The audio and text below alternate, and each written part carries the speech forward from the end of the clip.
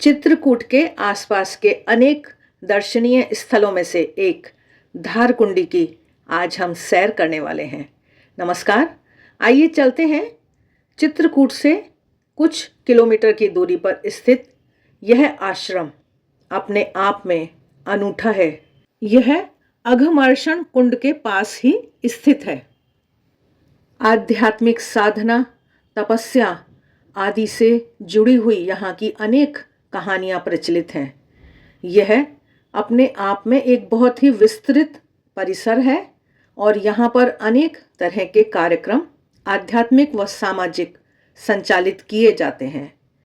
भूतल से नीचे की तरफ थोड़ा जाकर यह आश्रम कंदराओं में स्थित है, ऐसा हम कह सकते हैं। प्राकृतिक गुफाओं में रहकर तपस्या करने वाले ऋषियों की, तपस्वियों की यह साधना स्थली रहा।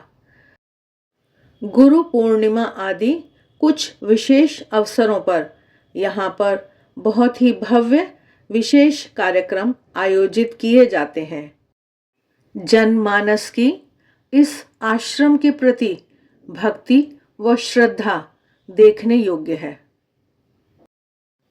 आश्रम पहुंचने से पहले भी हम प्रकृति के सौंदर्य को देखकर, इन हरे भरे जंगलों को देखकर आनंद से अभिभूत हो गए। बहुत ही शांत वातावरण था। परिसर में पहुंचकर भी हमने उसी शांति का अनुभव किया। काफ़ी विस्तृत परिसर और यह है वह प्रसिद्ध गुफा। इसके अंदर छोटी सी एक गुफा है और वहीं से जल की धारा निरंतर बहती रहती है। काफ़ी नीचे गहराई में यह स्थान है। ऊपर पहाड़ दिखाई दे रहे हैं, सामने भी पहाड़ दिखाई दे रहे हैं। वहाँ से भी जल की धारा कुंड में बह रही है और यह जो धारा आ रही है यह गुफा के अंदर से जल की धारा निकलकर इस कुंड में समाहित हो रही है। यहाँ पर हमको बताया गया कि यह जल सदैव निरंतर 12 महीने इसी तरह से प्रवाहित होता रहता है। प्रांगण में अनेक पुराने वृक्ष हमको दिखाई दे रहे हैं। प्राकृतिक सौंदर्य या प्रकृति को संजोकर रखे हुए यह जो आश्रम है वह अपने आप में अतुलनीय, अकल्पनीय और अति सुंदर है।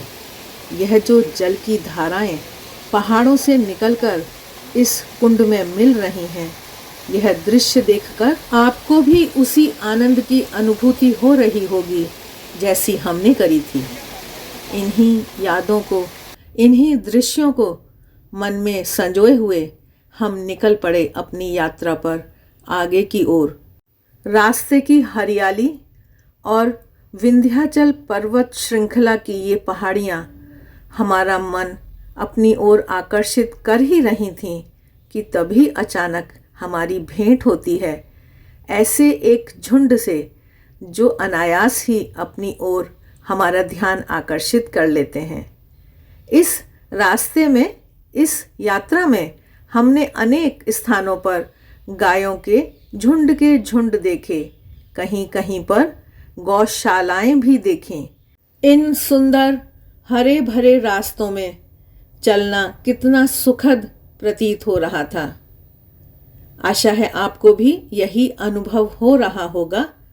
आज के लिए बस इतना ही। मिलते हैं फिर, तब तक देखते रहिए देवाक्षर। आप सभी का बहुत बहुत धन्यवाद। नमस्कार।